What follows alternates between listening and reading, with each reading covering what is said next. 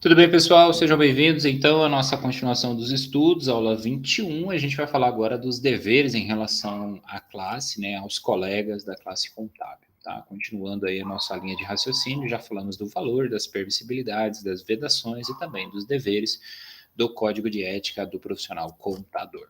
Aqui a gente vai trabalhar do item 16 até o item 19, tá? Para quem está seguindo pela norma, né? Pela NBCPG 01.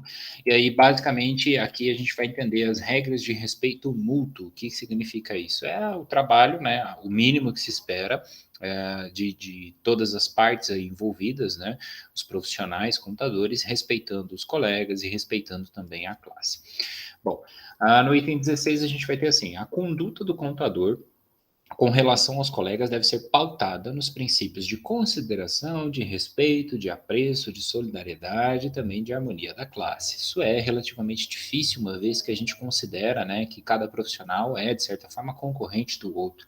E aí o código, ele faz essa alusão aqui a esses princípios justamente para demonstrar que, olha, apesar do fato de que vocês disputam um serviço, por exemplo, o cliente ele tem essa autonomia para escolher qual é o contador que ele acha mais adequado para executar o seu serviço, é importante que haja esse tratamento, porque aí a classe ela fica de forma mais sólida, né? Ela tem essa tranquilidade em relação ao trabalho de solidariedade, né? Você respeitar o próximo, você entender que cada um realiza assim, as atividades da sua maneira, né? Tem sua forma de trabalho, enfim.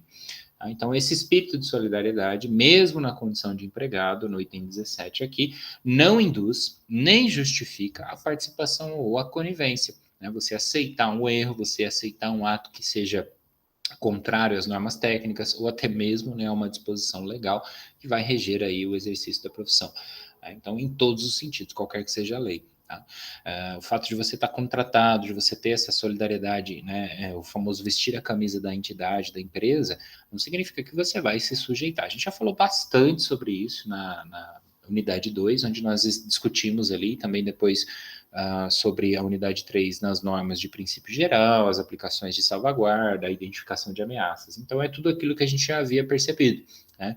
Que, como eu disse para vocês, aquelas normas elas rodeiam o código, né? Elas acompanham o código de forma paralela, justamente para auxiliar em algumas interpretações. E aqui está um exemplo, né? Para que não se perca esse princípio de independência profissional. No item 18, o computador deve, em relação aos colegas, observar as seguintes normas de conduta. Letra A, abster-se, ou seja, deixar de, tá? É muito importante que vocês considerem isso. Deixa eu só ajustar aqui.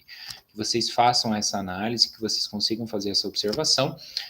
Deixar de fazer referências prejudiciais ou, de qualquer modo, desabonadoras, tá? Seja um colega que está próximo a você, a outro, por exemplo, acabou de receber o trabalho de outro que era feito por outro escritório de contabilidade, tá? Então tem que tomar cuidado em relação a isso. Você não vai fazer referência prejudicial para o cliente, vai falar, olha, o antigo contador fez tudo errado, enfim, né? É claro, é preciso manter a honestidade, trazer as coisas às claras, mas não é necessário que isso seja prejudicial ou desabonador, né? Enfim, trate ali de uma forma inferior àquele profissional que estava fazendo o trabalho. Na letra B, abster-se novamente, ou seja, deixar de, nós temos o dever de não fazer isso. Abster-se da aceitação de encargo profissional em substituição a colega que dele tenha desistido justamente para preservar a dignidade. Então, por exemplo, você tem aquele conflito de interesses e aí aquele profissional que acabou deixando de executar um trabalho, ele justificou que é justamente por conta da dignidade, da independência profissional e ele não vai poder continuar. E aí a ideia é que se as condições não permanecem as mesmas, né, a referida circunstância ali, as questões que estão sendo analisadas em relação àquele trabalho, é interessante que se observe que o outro profissional ele deve, né, assumir essa posição. Agora, se as condições permanecem as mesmas, você observa que o cliente está com má intenção, com má fé, com, enfim, objetivos de burlar a legislação, enfim, algo nesse sentido que seja pejorativo à própria classe, que vá prejudicar o seu próprio trabalho, sua carreira. Então, você precisa também seguir a mesma linha de raciocínio. Salvo essa ideia de que as condições permaneceram as mesmas, é interessante, né, que você aceite ali o trabalho na medida das condições que você está observando. Jamais se apropriar de trabalhos, iniciativas ou soluções encontradas por colegas que deles não tenha participado, ou apresentando aí como próprios, né? E também evitar desentendimentos com o colega que substituir ou com o seu substituto no exercício profissional. Então, vale para ambas as partes. Então, aqui a ideia é que a gente tenha que observar algumas características, né? E elas vão ser, de certa forma, recorrentes, porque, como eu disse, parte desse pressuposto que a gente está na disputa pelo cliente, né, como profissional computador. E isso não quer dizer que nós somos concorrentes inimigos, né? É aquela ideia que vem sendo discutida. É muito mais interessante que a classe consiga se ajudar, que a classe consiga se preservar no sentido de valor moral, valor intelectual, enfim, valor social, socioeconômico também. E isso depende de cada indivíduo, como eu já venho falando para vocês desde o início da nossa linha de raciocínio. No item 19, a gente vai ter aqui, então, o computador deve, com relação à classe, só alterar aqui que esse material eu já estou utilizando da aula anterior, né? Então, ele está aqui com a aula 12, mas, na verdade, a gente já está numa aula mais avançada. O computador deve, então, continuando, com relação à classe, observar as seguintes normas de conduta.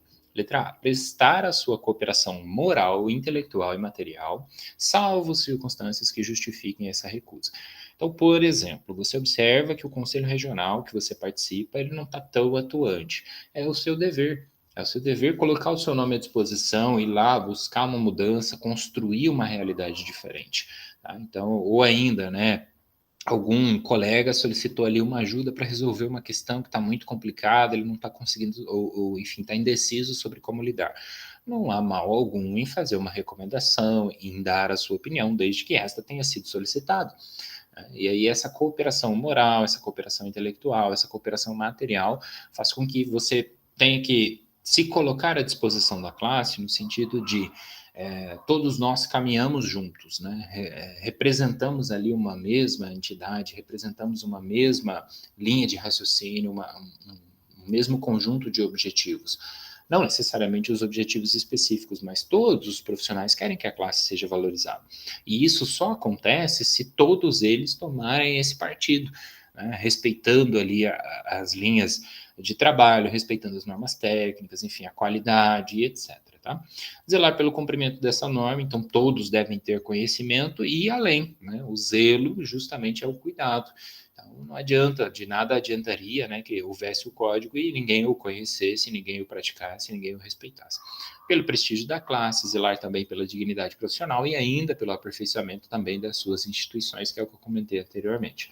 O conselho está lá, e você acredita que é preciso ali seguir uma outra linha, é preciso melhorar algo, coloca o seu nome à disposição, constrói algo nesse sentido, colabora, mesmo que não esteja à frente necessariamente, mas participa dos eventos, das reuniões, a fim de construir, né, esse melhoramento, esse aperfeiçoamento das instituições.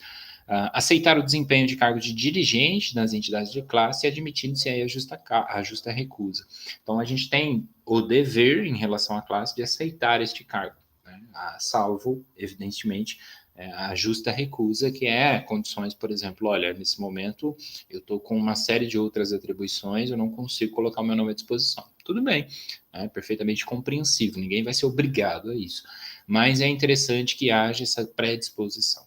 E, obviamente, acatar decisões aprovadas pela classe contábil. Então, por exemplo, se você tem lá um sindicato, se você tem lá as próprias normas, as resoluções, enfim, de nada adiantariam, mais uma vez, que a gente tivesse todo esse trabalho de regulamentação da profissão e todo mundo resolvesse relegar, enfim, deixar de lado e não observar tanto esta norma como qualquer outra.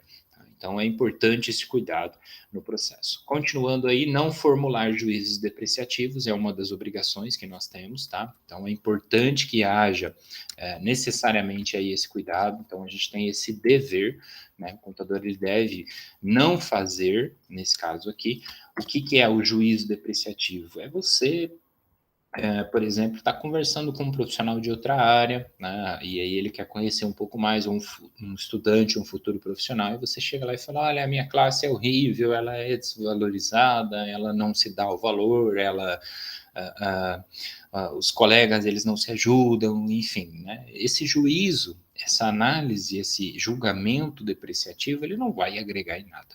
Agora, observou ali uma inconsistência, aquilo que você acha que pode ser melhorado, correu atrás, né? Conversou com um colega, trouxe ali, chamou mais gente, enfim, foi construindo uma ideia, e está buscando melhorar algo que vocês acreditam que precisa ser melhorado. Essa é a outra linha de raciocínio. Tá? Então, uma coisa é você fazer uma crítica sobre algo que você não concorda.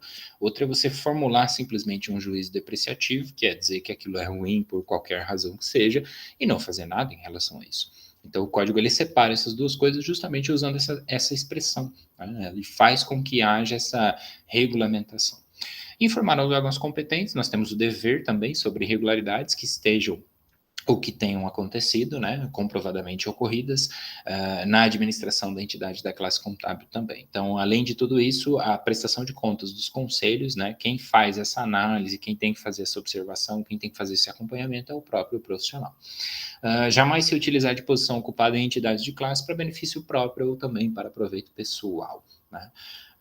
Assim como a gente sabe, né, o Brasil ele tem essa dinâmica diferente das relações, elas são muito próximas, então tem que tomar esse cuidado. Não é porque uma vez diretor do Conselho Federal de Contabilidade que você vai se aproveitar disso para benefício próprio. Bom, então, para fechar a linha de raciocínio, é a construção e a padronização de condutas que buscam o quê? A valorização profissional, né, de maneira interna, para efetivamente depois refletir isso para a sociedade. Então, basicamente, é como os profissionais devem agir em relação a si mesmos, em relação aos colegas, em relação à classe. Na próxima aula, então, a gente vai falar um pouco mais sobre as penalidades do código, como funciona esse processo e, eventualmente, também entender aí a mecânica, né, dos agravantes e atenuantes que podem, né, modificar uma ideia, uma interpretação e uma decisão que seja relativa à conduta ética, tá bom? Obrigado, então, mais uma vez pela atenção. Continua aí gravando e disponibilizando para vocês os materiais. Espero que esteja bem claro, bem compreensivo, né? Qualquer dúvida aí, deixa um comentário, faz a sua análise, enfim, complementa a linha de raciocínio, algo que você já passou, algo nesse sentido, para a gente ir construindo esse conhecimento juntos. Obrigadão e até a próxima.